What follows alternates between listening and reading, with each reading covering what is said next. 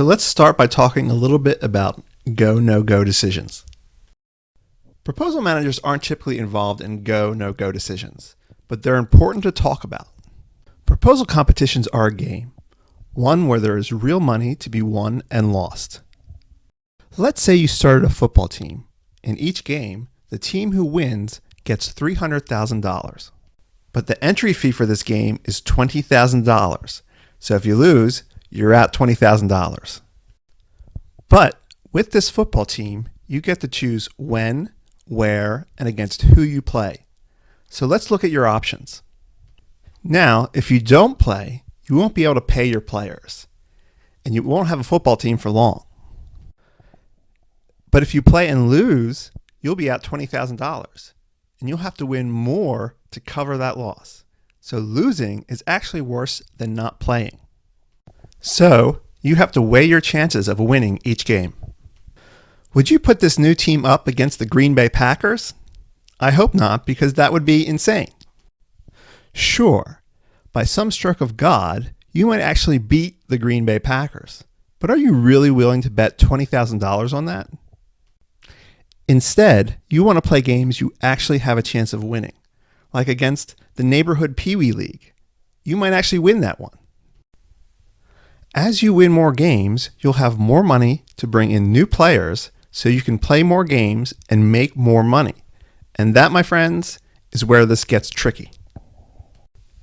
You have to constantly be winning a greater and greater number of games. The more games you win today, the more games you'll have to win tomorrow. The need to win more and more games is going to create a huge temptation to play games you couldn't possibly win. But remember, if you lose, you'll have to win even more games to make up for the money you lost. Now you see how challenging this situation is. Luckily, in 1937, renowned scientist Milton Go-No-Go devised a solution to this problem. After years of lab experiments, Milton created a form that could be used to predict whether or not you had a chance of actually winning a competition. And to this day, nobody has devised a better prediction tool than the Go-No-Go form. While there have been many variations of this tool, all the big engineering and architecture firms use Milton's form to decide which competitions they play in. If there is a secret to the proposal success of big firms, it's this. They only play in competitions they can win. Then they out-prepare, out-strategize, and outplay their competition. So why doesn't every firm use go-no-go forms every time? Let's remember, to keep paying their employees, firms have to keep winning, and winning, and winning, and winning, and winning.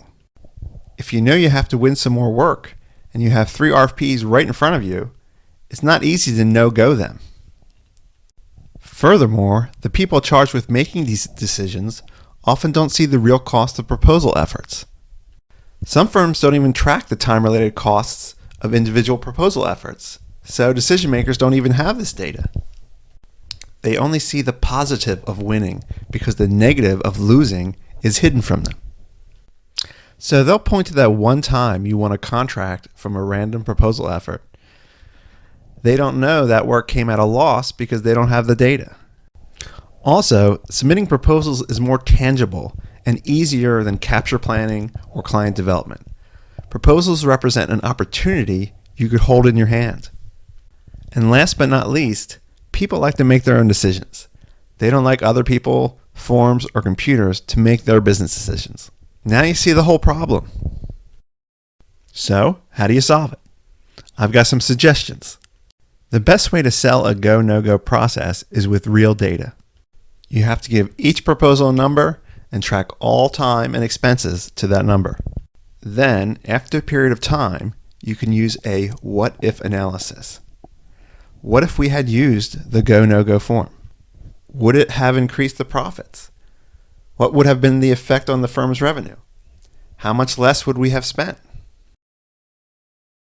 Real numbers talk. Real numbers are more convincing than your speculation or even a stupid cartoon. Another thing you might do is give a go-no-go recommendation. Find a way to get the RFPs up for a go, no-go decision. Then fill out the form based on what you know. Now you've done the thinking for them. All they have to do now is agree or disagree. At least that should make the go, no-go decisions quicker. I've included an entire go, no-go masterclass for you in the Vault, so make sure you check that out. Go, no-go decisions present a real challenge for many firms, but now you understand the problem and you have some real strategies you can use to find a solution.